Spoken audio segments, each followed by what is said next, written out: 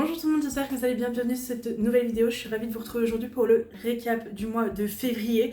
Février est passé extrêmement vite, 28 jours, des vacances, enfin bon, tout est allé quand même très vite. En plus de ça, je me suis fixé des objectifs pour le mois de mars qu'on va aborder aujourd'hui ensemble. Si ces objectifs ne sont pas atteints, c'est absolument pas grave. Mais en fait, c'est un petit peu pour me motiver en me disant, je l'ai dit dans les vidéos, va peut-être falloir que je m'y colle pour essayer d'avancer sur certains points. Écoutez, je vous propose qu'on commence sans plus tarder. Je vais bien évidemment commencer par la catégorie livres, c'est vraiment la catégorie en fait qui m'a permis un peu de lancer ce type de vidéo. Je suis trop contente de parler de livres en fait, c'est vraiment une passion depuis quelques temps, je dirais même depuis quelques années, qui ne part pas. Écoutez, tant mieux. Je vais commencer tout de suite avec le premier livre que j'ai lu en février et je vais y aller de manière chronologique.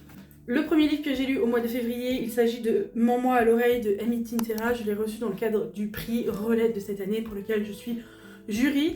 Je pense que vous pouvez le voir, il y a un coup de... Est-ce que vous allez le voir? Il y a un beau coup de croc de Snoopy dedans. Je pense qu'on était d'accord pour dire que ce livre ne m'a absolument pas conquise. Voilà, j'ai mis un avis sur Glyph, mais vraiment, quand je repense à ce livre, je reviens à cet avis. C'est un énorme bésodrome. Tout le monde trompe tout le monde couche avec tout le monde, ce qui vous permet en fait ce qui permet à l'auteur de brouiller les pistes et en fait de vous faire essayer de trouver un plot twist qui n'a rien à voir, qui n'a complètement rien à voir. Donc en fait on est brouillé tout le temps. Le plot twist ne se construit pas, en fait, il débarque. C'est un peu ça. À la fin le plot twist débarque et en fait il n'y a eu aucune construction sur tout le livre, à part un machin à coucher avec machin, mais machin il avait de trucs. Voilà, j'ai pas trouvé ça exceptionnel. Après, je suis pas forcément fan de Freida McFadden, tout ça, parce que j'ai vu, les avis sont assez mitigés. Il y a des gens qui ont aimé, il y a des gens qui n'ont pas trop aimé. Personnellement, je suis pas trop fan de Freida McFadden, et pour moi, c'est vraiment dans la même vibe. Donc voilà, si vous êtes assez fan de Freida McFadden, que vous avez aimé quasiment tous ses livres, je vous dirais que ça peut pareil, ça peut vous plaire. Moi, personnellement, j'ai pas du tout été conquise. Mais bon. Deuxième livre, je l'ai lu sur liseuse parce qu'on est parti en vacances, donc forcément je ne m'en sépare pas, même si on n'est pas en vacances.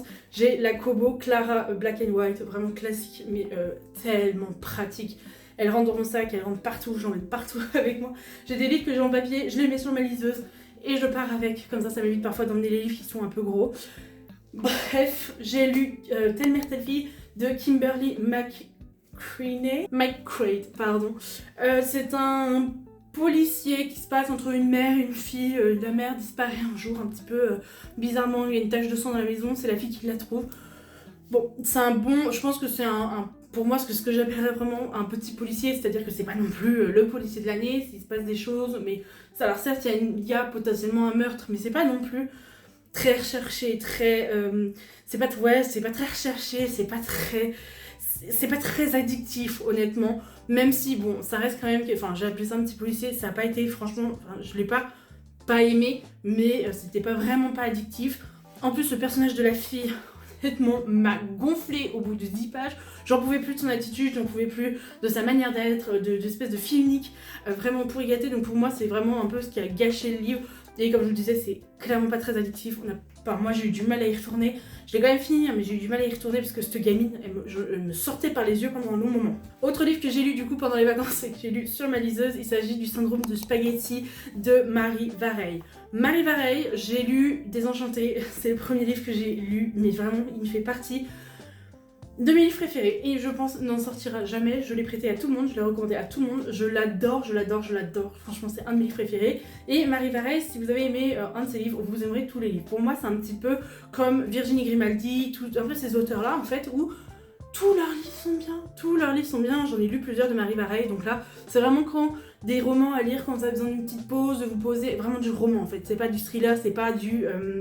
Voilà, on n'a pas le cœur qui bat quand on lit, on n'a pas le cœur qui palpite, je dirais même quand on lit, mais en fait vraiment ça me permet de vous poser.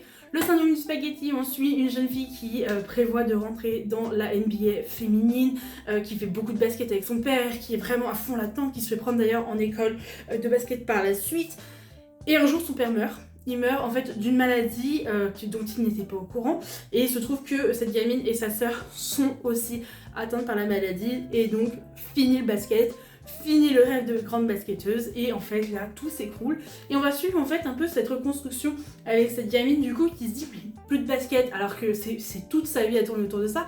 Donc voilà, qui doit faire son deuil, en plus donc, de son deuil de son père, faire son deuil aussi du coup de sa passion, de ses projets de vie. Et ça c'est compliqué mais c'est vraiment très sympa à lire, en tout cas moi ça m'a fait une bonne pause.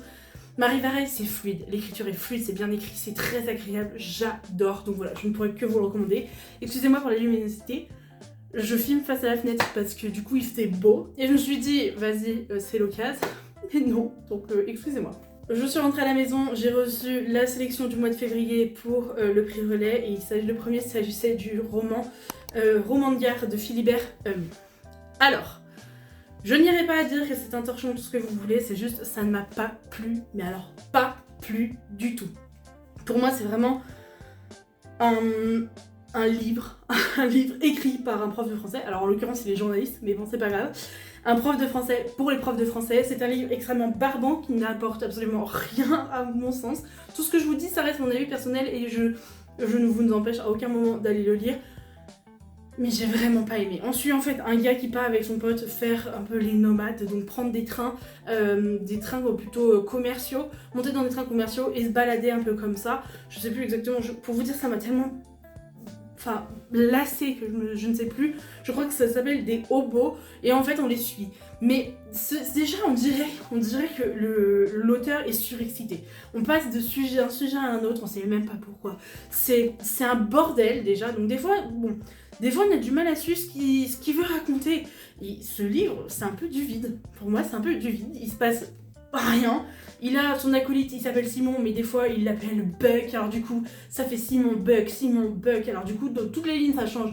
C'est très chiant, je vous dis. On dirait un hyperactif qui écrit un livre.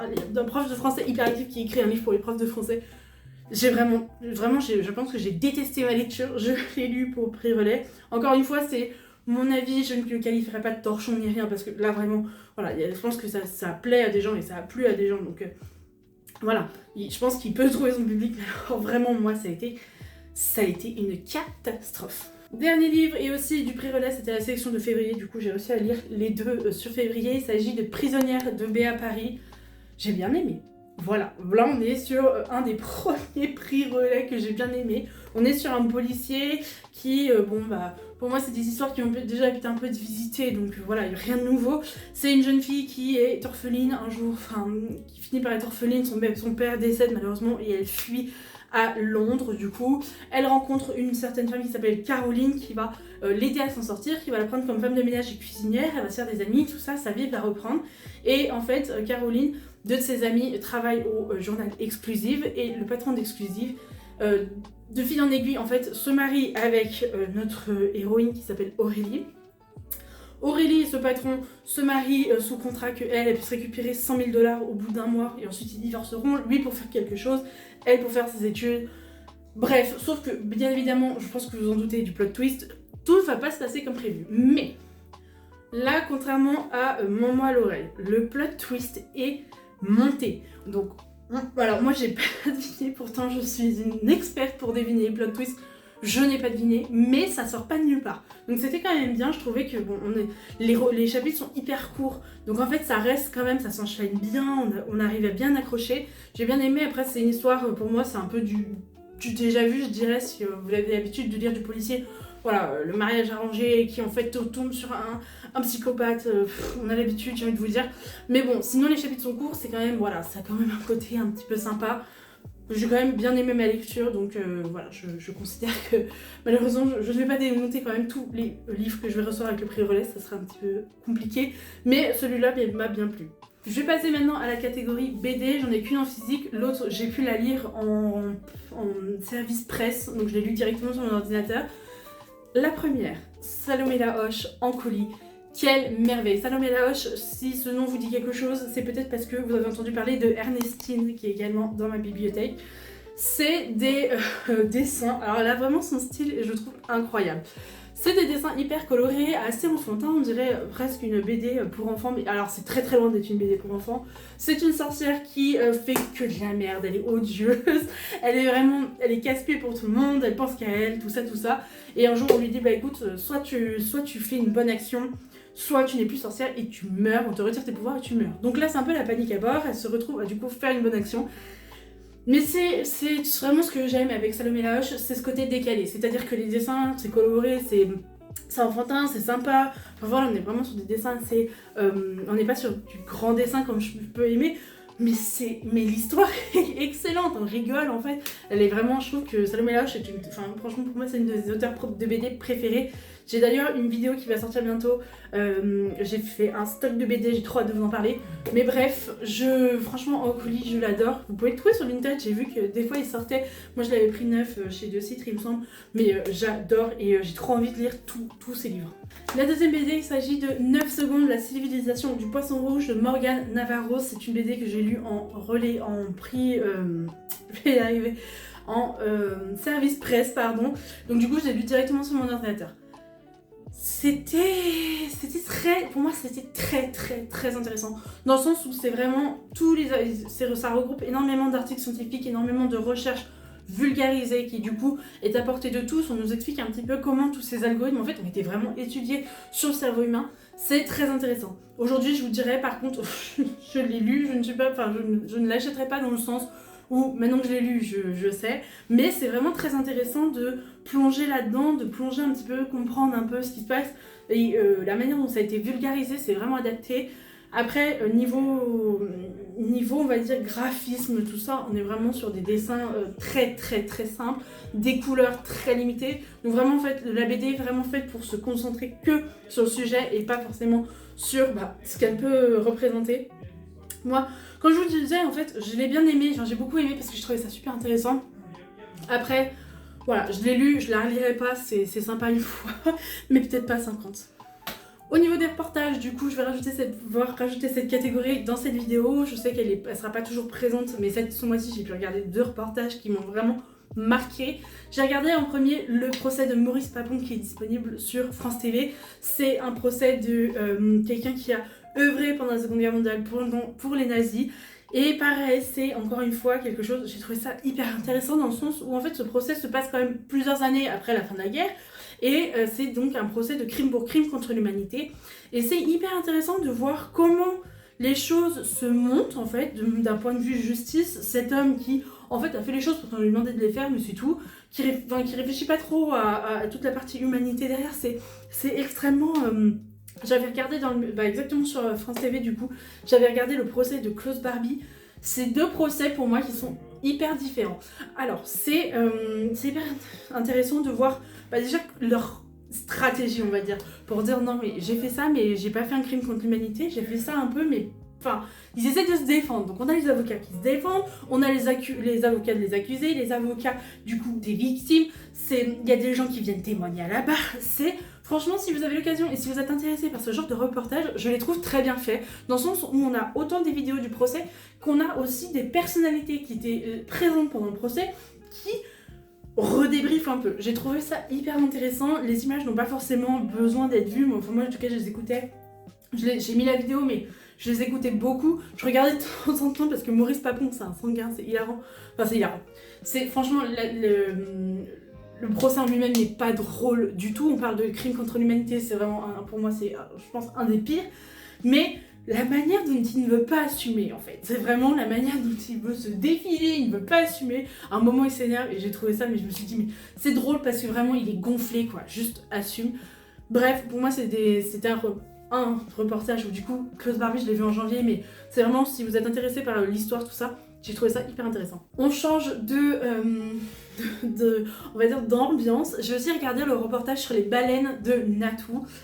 Je m'attendais pas à ce qu'elle nous pondent un truc pareil, aussi bien, aussi intéressant, aussi bien monté, aussi bien exécuté. En fait pour moi c'est vraiment, il y a toutes les informations dont on a besoin. Ça met une piqûre de rappel sur la protection des animaux, sur la protection de nos océans, la protection de la nature, mine de rien, parce que bon ça reste très... Enfin, je veux dire, ils étaient là avant nous et ça reste hyper intéressant. Moi, ça m'a fait une piqûre de rappel et ça m'a donné presque envie d'encore plus m'investir dans la lutte pour la cause animale, tout ça. Je trouvais ça exceptionnel. C'est très bien fait. On apprend plein de choses aussi. Le fait que du coup, les chercheurs récupèrent des morceaux de peau morte quand elles sortent et elles sautent. C'est des peaux mortes qui se détachent et du coup, ils les récupèrent pour identifier la baleine. C'est hyper intéressant, enfin vraiment moi j'ai adoré, alors je l'ai regardé plusieurs fois parce que malheureusement je suis pas très concentrée, non pas forcément à cause de mon téléphone, ça a toujours été, mais bref, vraiment je l'ai trouvé vraiment incroyable, je vous conseille de le voir, je pense que beaucoup de gens l'ont déjà vu, mais vraiment je peux que vous en parler dans cette vidéo parce que j'ai trouvé ça mais tellement exceptionnel que vraiment je m'en remettrai pas quoi. Au niveau des objectifs, c'est un peu des objectifs et des nouveautés pour moi, mais je me suis dit que ça serait intéressant de vous en parler dans le sens où peut-être que je suis pas la seule dans cette situation. Et des fois, je me dis peut-être que ça aiderait. Moi, j'ai beaucoup vu ça sur TikTok, mais j'essaye. Je vais essayer de passer aux enveloppes budget. Enfin, je vais essayer. C'est un peu, je n'ai plus le choix. J'ai une personnalité qui est très dépensière. J'ai grandi avec tu t'achèteras quand tu seras plus grande. J'ai toujours envie de beaucoup de choses. J'ai toujours vécu avec beaucoup d'envie en moi. Ça, après, malheureusement, c'est. Je travaille dessus, on va dire, sur le point de vue psychologique, mais en fait, j'ai vraiment grandi avec ça. Et depuis que j'ai eu mon premier CDI, ça a été vraiment pour moi le chaos. En fait, je me suis vraiment acheté tout ce que je voulais, donc c'est-à-dire des sacs, des choses comme ça. Et en fait, c'est jamais vraiment parti. Je me suis dit, c'est le début, ça va passer, machin et tout. Ça n'est jamais vraiment passé, je mets l'argent de côté, mais je le récupère en fait au milieu de mois parce que j'ai plus d'argent pour finir le mois. Donc, on passe aux enveloppes budget. J'ai mon classeur pour le mois, j'ai mon classeur d'économie. Écoutez, on se retrouvera à la fin du mois pour faire le point. Du coup, j'ai hésité à faire ça sur TikTok, mais je me suis dit que j'allais le faire sur YouTube parce que finalement, c'est un peu l'endroit où je me sens mieux. On verra. Et voilà, on verra donc du coup ce qui reste, si j'ai réussi, comment, s'il y a des choses à améliorer et du coup ce que je vais pouvoir passer dans mes enveloppes épargne. Écoutez, c'est une grosse nouveauté pour moi. Je suis un peu stressée, je vous cache pas, vraiment je suis stressée parce que. Enfin, c'est rigolo hein, pour moi, mais en fait, je me dis peut-être que j'ai pas, vu que je vois pas mon argent sortir, parce que payer avec sa carte bancaire sur le téléphone, pour moi, c'est la fin en fait. Je vois pas mon argent sortir et c'est hyper facile. Que là, il faut sortir l'enveloppe, prendre l'enveloppe quand on part. Bref, je me dis peut-être que ça va me faire super chier, mais écoutez, on se retrouve à la fin du mois pour voir ce que ça a donné. Autre objectif que je me suis fixé pour le mois de mars, ça fait plusieurs mois que je l'ai, je n'ai pas osé mettre le nez dedans alors que quand je l'ai acheté j'étais ultra motivée. On parle de The Artist Way de Julia Cameron qui est en fait un livre en plusieurs étapes qui permet un peu de retrouver sa créativité. J'ai, avec la dépression hivernale, le souci que tout a été mis à l'arrêt, c'est-à-dire que j'ai des projets, plein de projets, des croquis, des envies de faire plein de choses, mais tout reste à l'état projet, rien ne passe le pas en fait d'être réalisé. Donc je me dis peut-être que si je commence avec ça, ça se passe en plusieurs semaines. Peut-être que si je passe à j'essaie de me lancer sur ça, peut-être que ça va donner quelque chose. Écoutez, pareil, je pense qu'on se retrouvera, j'en parlerai dans mon récap de mars. Du coup, les enveloppes budget, je ferai vraiment une vidéo dédiée parce que pour moi c'est un autre monde. Mais ça, on verra au mois de mars. Soit je vous ferai une vidéo, soit fin mars. Au récap de mars, oui. Soit je vous ferai une vidéo, soit je passe ça dans le récap. Je sais pas du tout comment ça va se passer. Je n'ai aucune idée de comment je vais réagir à tout ça. Entre les enveloppes budget et ça, je vous dis pas, je sais pas du tout dans quoi je m'embarque. Mais bon, écoutez, c'est les objectifs. On va voir ce que ça donne. Bon, écoutez, j'espère en tout cas que cette vidéo vous aura plu. Je vais aller la monter parce que malheureusement, il va falloir qu'elle sorte un jour. Écoutez, j'espère qu'elle vous aura plu. N'hésitez pas à me dire dans les commentaires ce que vous avez pensé. Si vous avez essayé les enveloppes budget, n'hésitez pas à me dire si ça marchait pour vous. S'il y a des livres que vous avez à me recommander, si vous avez lu les livres que je vous ai présentés. Dites-moi tout, je vous attends dans l'espace commentaire. En attendant, je vous fais des énormes bisous et je vous dis à bientôt pour une prochaine vidéo. Ciao tout le monde.